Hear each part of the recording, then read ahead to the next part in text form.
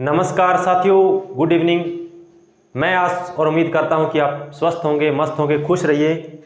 और हम पढ़ रहे थे कि राजस्थान का एकीकरण, हमारा जो टॉपिक था वो था राजस्थान का एकीकरण। तो हमने पिछली क्लास में हमने पढ़ा था कि राजस्थान का एकीकरण स्टार्ट कब हुआ। तो राजस्थान का एकीकरण ये कह सकते हैं कि हमने पढ़ा था कि जैसे ही भारत आज़ाद हुआ, तो भारत आज़ाद कब हुआ? 15 अगस्त 1947 को। ये आपको सभी को जानकारी है। 3 जून 1947 को भारत पाक विभाजन की घोषणा हुई। माउंटबेटन योजना के तहत भारत पाक का विभाजन हुआ। और उसके बाद जैसे ही भारत आज़ाद हुआ तो उसके बाद राजस्थान में लगभग 19 रियासतें थी और 3 ठिकाने थे और एक केंद्र शासित प्रदेश था। और बहुत सारी ऐसी रियासतें थी जो या तो पाकिस्तान के साथ मिलना चाह रही थी या अपना स्वतंत्र राज्य बनाना चाह रहे थे, और कुछ भाषा के आधार पर दूसरे राज्यों से मिलना चाह रहे थे। लेकिन अगर राजस्थान की हम बात करें, राजस्थान में एकीकरण में विशेष योगदान रहा सरदार वल्लभ भाई पटेल का। लौह पुरुष सरदार वल्लभ भाई पटेल ने विशेष योगदान दिया।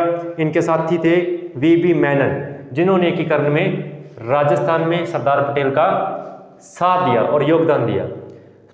और हमने पिछली कक्षा में 4 हमारे जो एकीकरण के चरण थे उनके बारे में पढ़ लिया था।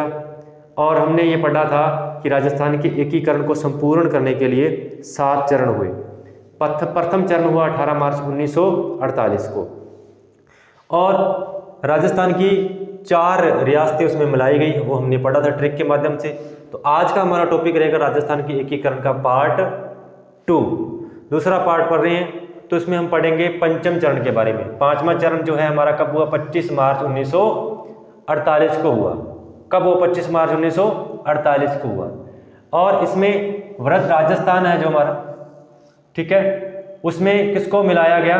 मत्स्य संघ को मिलाया गया। ठीक है, किसको? मत्स्य संघ को मिलाया गया। किसमें मिलाया गया? वृहद राजस्थान में। किसमें? वृहद राजस्थान में हमारे।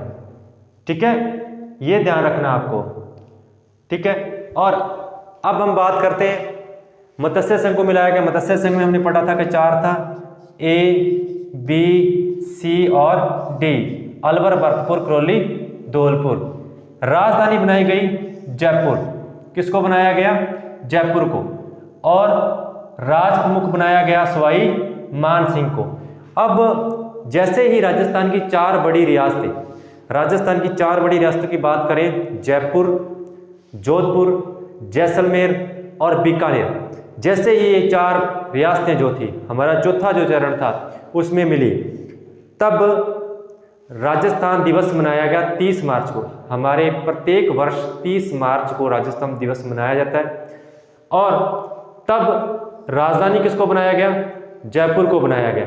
और हमारा जो राज प्रमुख थे वो कौन थे? सवाई मानसिंह। और प्रधानमंत्री हीरालाल शास्त्री। और जैसे ही चौथे चरण के बाद ये स्थायी रूप में रहेंगे, यानी कि राजस्थान की जो राजधानी है वो जयपुर ही रहेगी। उसके बाद जितने भी आगे चरण होंगे, सवाई मानसिंह जो स्थायी रूप से बनाया गया, और हीरालाल शास्त्री। पीछे हमने बात की थी कि जैसे तीसरा चरण हुआ तो तीसरे चरण के अंदर उदयपुर रियासत को मिलाया गया। ठीक है, जैसे उदयपुर रियासत को मिलाया गया तो भोपाल सिंह वहां के क्या बने? राज प्रमुख बने। लेकिन उसके बाद मान सिंह को राज प्रमुख बनाया गया चौथे चरण में। तो भोपाल सिंह जो थे वो नाराज हो गए कि उन्हें राज प्रमुख क्यों नहीं बनाया। तो वीपी अपने सरदार वल्लभ पटेल ने क्या किया? एक नया पद सृजित कर दिया। उन्होंने महाराज प्रमुख बनाया। तो चौथे चरण के बाद ये कह सकते हैं कि चौथे चरण में महाराज प्रमुख जो थे वो हमारे थे भोपाल सिंह, उदयपुर से थे।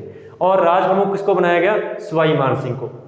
राजधानी जयपुर और प्रधानमंत्री हीरालाल शास्त्री।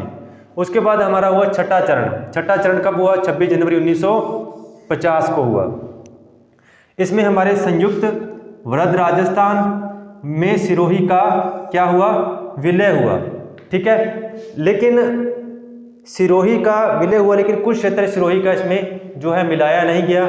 और इसके राज प्रमुख थे हमारे सवाई मान सिंह और प्रधानमंत्री थे हीरालाल शास्त्री। प्रधानमंत्री कौन थे? हीरालाल शास्त्री थे।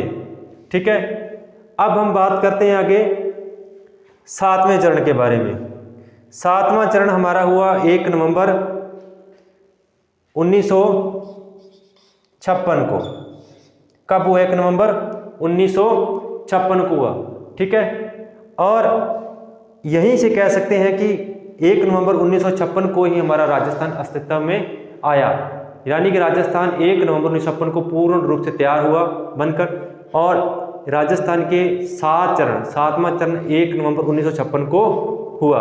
इसमें आबू व देलवाड़ा तहसील को राजस्थान में मिलाया गया, अजमेर व मेरवाड़ा को मिलाया गया, ठीक है, सुनेल टप्पा को राजस्थान में मिलाया गया। लेकिन जो सिरोंज तहसील थी उसको, जो पहले कोटा में थी, उसको कहाँ मिला दिया गया? उसे एमपी में मिला दिया गया। उसे कहाँ मिलाया गया? एमपी में मिलाया गया। ये हमारा था 7वां चरण। लेकिन यहाँ पर क्या किया गया?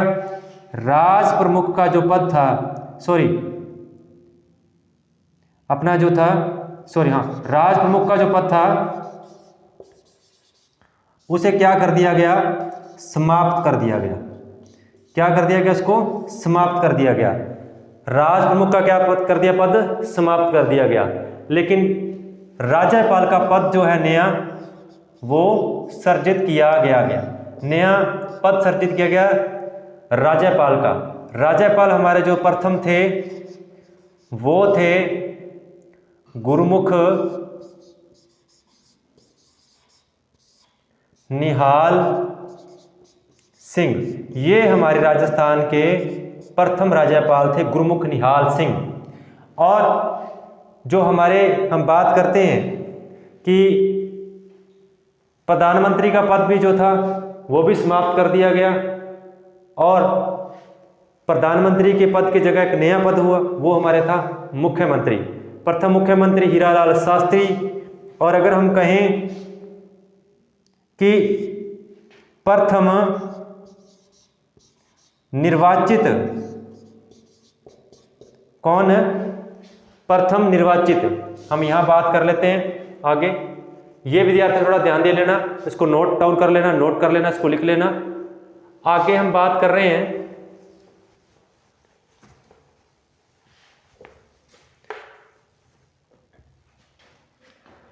प्रथम निर्वाचित मुख्यमंत्री। प्रथम निर्वाचित मुख्यमंत्री हमारे थे टीकाराम पालीवाल। कौन थे? टीकाराम पालीवाल। ये हमारे प्रथम निर्वाचित मुख्यमंत्री थे। ठीक है, और प्रथम राज्यपाल हमारे रहे गुरमुख निहाल सिंह। राजधानी बनाया गया हमारे जयपुर को। ठीक है, राज प्रमुख का पद जो है समाप्त कर दिया गया, और इसको बनाया गया मुख्य अपने राज्यपाल के पद को। राज्यपाल थे गुरमुख निहाल सिंह। और एकीकरण पर सर्वप्रथम जो हस्ताक्षर किए, एकीकरण का जो विलय पत्र था उस पर सर्वप्रथम हस्ताक्षर करने वाली रियासत जो थी वो हमारी थी बीकानेर। लगभग यहाँ का जो शासक था, ये हम कह सकते हैं कि बीकानेर का शासक था शार्दुल सिंह, जिसने एकीकरण के समय राजस्थान को 1,87,00,000 रुपए दिए, जिस राशि को नाम दिया गया पोते बाकी। ठीक है, क्या नाम दिया गया? जिस राशि को बोला गया पोते बाकी राशि, ये इसको नाम दिया गया। अर्थात बीकानेर रियासत ने राजस्थान को इतना पैसा दिया कि अपने आने वाली पीढ़ियों के लिए बचा कर रखा, और उसके बाद 1,87,00,000 राजस्थान सरकार को दिया। ठीक है, तो ये कह सकते हैं कि हमारी बीकानेर रियासत जो थी सर्वप्रथम हस्ताक्षर करने वाली विलय पत्र पर हस्ताक्षर किया। लेकिन एक ऐसा आता है कि ये थोड़ी सी बात ध्यान रखना आप यहाँ पर कि इसकी राजधानी जो है वो जयपुर को ही बनाया गया। जैसे ही 30 मार्च 1949 को हमारा एकीकरण की चौथा चरण होता है, तो उसके बाद जितने भी चरण होंगे तो हमारी राजधानी कौन सी रहेगी? जयपुर ही रहेगी। तो मैं आस और उम्मीद करता हूँ कि कम समय में छोटी सी जानकारी आपको दी है। तो हमने राजस्थान के 7 जो 7 चरण हमने पढ़ लिए हैं, और विशेष यहीं से क्वेश्चन उठता है। पीछे हमारा जो एग्जाम हुआ उसमें हमने जो 4 चरण पढ़े उसमें से क्वेश्चन आया है। तो मैं यहाँ ध्यान रखना कि जो इसके जितने भी राज प्रमुख हैं या इनके प्रधानमंत्री रहे, कौन सा एक जो अपना चरण है वो कब किया गया, कौन से जिले को मिलाया गया, किस जिले को हटाया गया, ये ध्यान रखना है। और मिलते हैं एक नई वीडियो के साथ, एक नई आशा उम्मीद के साथ। और मैं ये कहूँगा कि इस चैनल को सब्सक्राइब करें, शेयर करें अपने मित्रों के साथ, ताकि जो अन्य विद्यार्थियों का भी जो है फ़ायदा हो सके और वो भी परीक्षाओं में जो है परीक्षा पास करके, और जितनी भी जानकारियाँ यहाँ मिल रही हैं आपको वो उचित हैं। और इसी आस उम्मीद के साथ मैं आपसे विदा लेता हूँ। धन्यवाद। शुभ रात्रि।